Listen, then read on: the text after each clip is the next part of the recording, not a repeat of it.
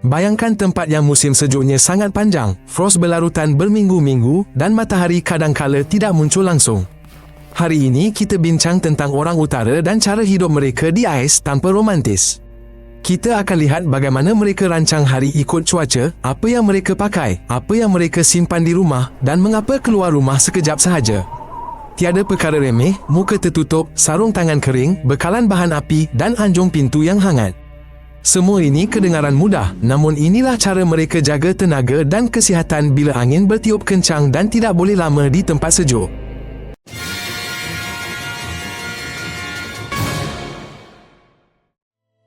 Perkampungan utara didirikan atas tanah kukuh. Di tanah beku, rumah dinaikkan atas tiang. Ini agak haba dalam tidak merosakkan tapak. Tingkap dibuat kecil. Pintu masuk disembunyikan dalam ruang lega hangat. Bumbung dikukuhkan dari salji yang melekat. Di halaman, lorong ditinggalkan untuk pembersihan. Papan penghalang salji didirikan. Bangunan luar juga didirikan dekat rumah. Bekalan disimpan dalam bilik stor, bijirin, tepung, makanan tin, lilin, bateri. Musim panas mereka membaiki bumbung dan bot, melaraskan dapur dan enjin. Masa panas pendek adalah satu-satunya peluang untuk bersedia tenang hadapi musim sejuk dan ribut panjang. Pada musim sejuk di utara ekstrem, matahari boleh tiada berminggu-minggu. Oleh itu, rumah dilengkapi lampu terang dan jadual tidur teratur dikekalkan. Di luar, jangan berlama-lama. Peralatan disimpan dalam garaj panas. Enjin dipanaskan awal. Bateri dan kunci juga diperiksa. Belakang basah dan sarung tangan lembap cepat menyejukkan badan. Oleh itu, pantau lapisan pakaian dan elakkan berpeluh. Jika angin kencang dan jarak penglihatan terhad, perjalanan ditunda.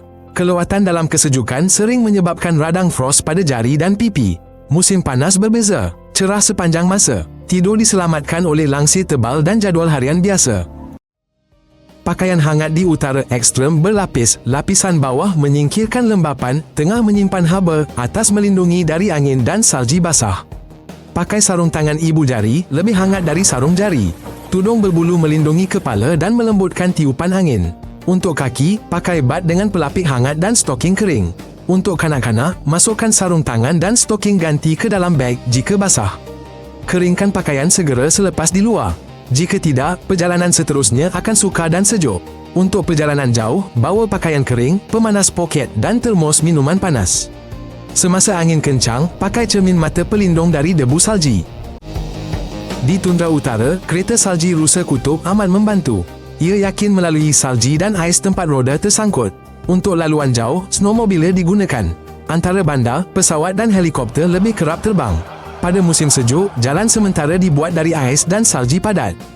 Ia mengangkut barangan berat. Dalam suhu beku, bahan api pekat, getah keras, logam rapuh. Sebelum bertolak, maklumkan laluan pada petugas. Bawa pakaian hangat, bekalan makanan, peti kecemasan dan alat komunikasi andal. Jika ribut salji kuat dan penglihatan terjejas, perjalanan ditunda. Tersekat jauh dari penempatan sangat berbahaya. Ikan dan daging adalah makanan utama di Arktik. Musim panas mereka pancing ikan guna jaring atau joran. Musim sejuk pula, mereka pancing melalui lubang ais. Sebahagian dimakan segar, yang lain dikeringkan, disalai atau dibekukan sebagai bekalan. Di kawasan pantai, mereka tangkap haiwan laut. Daging, lemak dan kulit semuanya digunakan. Di tundra, rusa penting sebagai makanan, pakaian hangat dan bahan kraft. Sayur dan buah dibawa dari luar, jadi mereka berjimat. Untuk perayaan, mereka buat persiapan awal. Persediaan makanan dibuat musim panas dan luruh. Waktu itu lebih mudah untuk mengeringkan dan menyimpan. Ikan dikeringkan di atas rak gantung bawah bumbung. Bekalan disimpan dalam peti sejuk beku selama beberapa minggu. Ini agar mereka dapat menempuh cuaca buruk dengan tenang. Pemburuan di utara melampau mengikut musim dan peraturan. Ini memastikan bekalan haiwan mencukupi untuk semua. Sesetengah spesies ada kuota. Komuniti membantu warga emas dan keluarga beranak. Inspektor memantau ketenteraman. Pelanggaran dikesan cepat kerana kelangsungan kampung bergantung pada sumber. Sebelum keluar, mereka periksa ramalan cuaca. Radio diisi, bekalan minyak diambil dan laluan dimaklumkan kepada keluarga. Pakaian panas dan alat isyarat adalah antara peralatan. Jika ribut salji melanda, pemburuan ditangguhkan. Risiko sesat atau beku lebih penting daripada tangkapan. Pada musim panas, kebakaran dipantau di pantai dan tundra. Rumput kering boleh terbakar dengan sangat pantas di sana. Sekolah di utara jauh mengikut kurikulum umum dan menambah bahasa serta budaya tempatan. Pada musim sejuk, kanak-kanak ke sekolah memakai pakaian tebal, membawa sarung tangan ganti. Dalam perubatan, banyak perkara diurus awal, suntikan, pemeriksaan, kit pertolongan cemas di rumah. Kes serius guna helikopter perubatan. Namun, kabus, angin dan ribut salji boleh batalkan penerbangan. Orang diajar pertolongan cemas guna radio.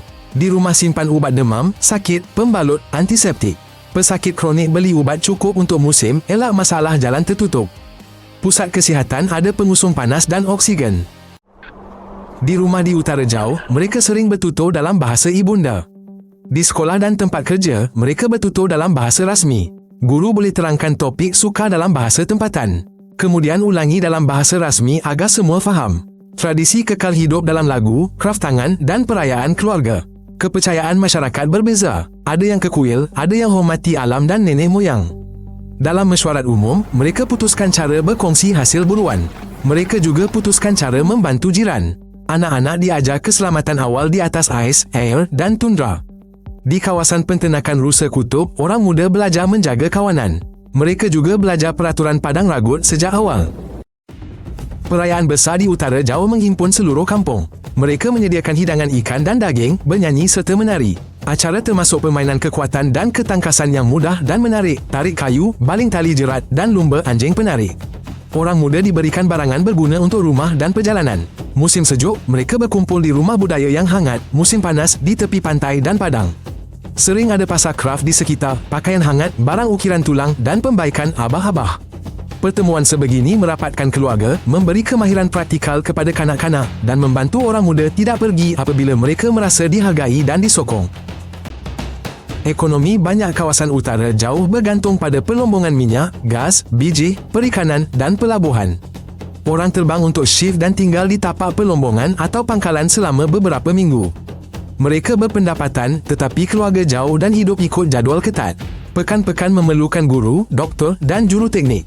Syarikat memerlukan bekalan bahan api, alatan dan alat ganti yang mencukupi. Penghantaran lambat menghentikan operasi. Apabila jalan musim sejuk ditutup dan sungai tidak dapat dilalui, kargo hanya terbang. Ini mahal. Oleh itu, jadual dan inventori gudang dirancang lebih awal. Tapak tepi pantai juga diperkuat perlindungannya dari ribut dan hakisan. Barang dan bahan binaan ke utara ekstrem dibawa dengan kapal, pesawat dan jalan musim sejuk. Perjalanan jauh, cuaca berubah pantas. Harga lebih tinggi dari bandar besar di selatan. Kedai menyimpan stok untuk beberapa minggu. Ribut boleh gagalkan penghantaran. Hampir semua orang di rumah ada bijirin, tepung dan tin. Bahan api dibeli awal untuk musim sejuk. Keluarga dan warga emas berkongsi pesanan besar. Ini untuk kurangkan kos. Apabila musim panas bermula, barang berat cuba dihantar. Ini semasa jeti masih berfungsi. Jika jalan musim sejuk bertahan singkat, lebih banyak kargo guna kapal terbang. Maka harga meningkat. Satelit dan menara terpencil menyediakan komunikasi di utara jauh. Internet tidak ada di mana-mana. Kelajuan menurun semasa cuaca buruk. Sekolah dan pejabat menyediakan titik akses. Di situ, pelajaran boleh dimuat turun. Tugasan juga boleh disirahkan tanpa internet rumah. Untuk perjalanan jauh, mereka membawa radio dan telefon satelit. Semasa ribut salji, komunikasi boleh terputus berjam-jam. Keluarga ada isyarat dan tempat pertemuan yang dipersetujui. Amaran ribut, ais nipis dan jalan tertutup disiarkan di radio tempatan. Ia juga dikongsikan dalam sembang umum. Jika tiada isyarat, mereka menukar laluan. Mereka melalui kampung terdekat tempat radio berfungsi. Berhampiran kediaman di utara jauh, sisa makanan dibuang dan tong tertutup diletakkan untuk mengelak menarik haiwan. Semasa musim migrasi, kawasan berbahaya dielakkan. Pasukan bertugas menghalau haiwan dengan cara selamat. Untuk perjalanan jauh, mereka membawa alat isyarat dan radio dua hala. Ais juga berbahaya. Ketebalannya berubah kerana arus dan mata air panas. Oleh itu, ia diperiksa dengan kapak ais dan saluran air dielakkan.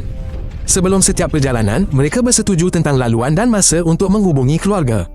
Di tebing, jauhkan diri dari pinggir curam. Ia boleh runtuh tiba-tiba di bawah kaki tanpa disangka. Di utara ekstrem pada musim sejuk, langit sering bercahaya pada malam yang cerah. Semua tahu ini terkait aktiviti matahari. Namun, untuk melihatnya, yang penting adalah pakaian hangat, kasut tidak licin dan tempat jauh dari air serta cerun curam. Jurugambar keluar lewat malam dan memeriksa ramalan cahaya utara. Penduduk tempatan mengingati cerita lama. Cahaya luar biasa dianggap petanda baik untuk perjalanan. Mereka gembira berkongsi cerita dengan tetamu. Tempat terbaik adalah di mana cahaya bandar kurang. Apabila aktiviti tinggi, sinaran kelihatan sangat terang. Tetapi sukar berdiri lama dalam angin terbuka. Oleh itu, termos dan sarung tangan ganti adalah penting. Dalam beberapa tahun ini, ais di utara jauh cair lebih awal. Tebing pantai runtuh lebih cepat. Jalan musim sejuk juga ditutup lebih kerap. Tanah yang menampung rumah mendap di beberapa tempat. Pembina perlu mengukuhkan cerucuk atau memindahkan bangunan dari kawasan berbahaya. Ikan dan haiwan mengubah laluan mereka. Ini mempengaruhi aktiviti memburu dan memancing. Pada masa hadapan, kampung mungkin perlu memasang perlindungan hakisan. Gudang mungkin perlu dipindahkan. Jadual penghantaran bermusim juga perlu diubah. Sesetengah komuniti sudah membincangkan pemindahan jalan tertentu. Semakin awal ada pelan jelas dan sokongan, semakin kurang perbelanjaan dan kerugian tidak dijangka. Jika ini menarik, langgan untuk tidak terlepas keluaran baharu. Kami menyampaikan semuanya secara ringkas dan relevan.